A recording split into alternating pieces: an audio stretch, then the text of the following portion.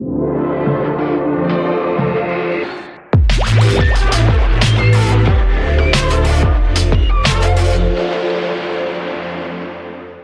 met this girl when I was a teacher in a low income community in Delhi.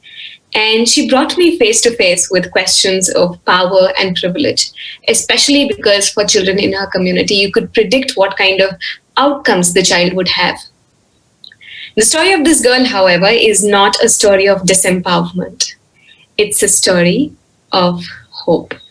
While the world is all locked up because of COVID, this one is not only interning with two organizations, she is taking her online classes, she's teaching her brother at home, building her skill set through Coursera. And she says one of the ways she's been able to do it is because of the creativity that she's learned. I also want to tell you she's an amazing spoken word artist who has performed to audiences running into thousands, has done paid workshops for both other children and adults, and she really, really speaks her truth to power.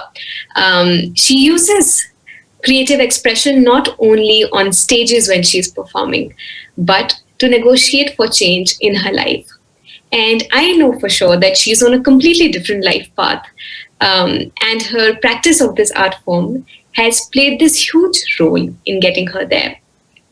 Some of you might know this girl as Supriya, who was there on the HundrED stage last year in Finland and performed her poem and also took a poetry workshop for education leaders, students, teachers from all over the world. This isn't the story, however, of most of the children who grow up in India. Global research shows how art-based education is closely connected to whatever we want education to build, whether it is creativity, social-emotional learning, achievement, equitable opportunity. All of this is connected to the arts. Yet, global deprioritization of the arts shows up even in the ratio of art teachers to students in India, which is 1:1400, which means less than 20 hours of art-based learning for children who go to public schools and might need these skills to break that cycle of negative outcomes in their life the most. And Slam Out Loud tries to change that. We're a four-mission nonprofit that uses art forms like storytelling, theater, spoken word poetry, and visual art to build these 21st century and social-emotional learning skills of what we call as creative confidence in disadvantaged children coming from the ages of 10 to 17. How we do this is by running a fellowship program which places artists into classrooms that children work with for about 5 years.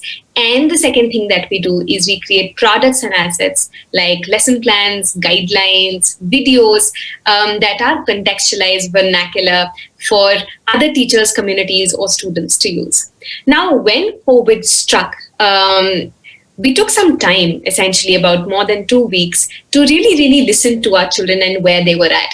And one of the things that we discovered in the process was that a lot of our children, most of our children, were really not missing academics. They were missing social interactions. They were missing meeting their friends. They were missing engagement. What also stood out to us was the great digital divide that existed in our country. A lot of kids, even when they had access to internet, they had access only to low-tech platforms. And the question that we held at that time was, how might we leverage the power of art to build well-being and low-tech platforms to reach out to children that really need us. And we started out with a WhatsApp channel to which anybody could subscribe to get an art-based activity sent in their inbox every single day that fostered their well-being, because we prioritized well-being as something that we wanted to build in children and children were looking for at this point of time. Within our first week, we got more than 521 other organizations and schools who signed up to receive these activities and spread them to their children, which meant that within the first month, without any publicity and only through word of mouth, we were reaching out to about 100,000 children. In the last couple of months, we've experimented with platforms like WhatsApp and also IVRS, where children can call and listen to an art-based activity for well-being, practice it, and send their feedback. We're also trying to create material for TV and radio to reach the most vulnerable children. And at about 610 partnerships across 19 countries and 23 states within India, we are currently reaching out to 4.7 million children through the magic of arts. And that shows to me how access to art and artistic opportunities provided through open platforms can make sure that art-based learning and building creativity can happen for the most vulnerable children and at scale. It was only when I was teaching in the government school that I realized that our dreams for children coming from low-income communities are restricted either to the security of employment or at best academic success.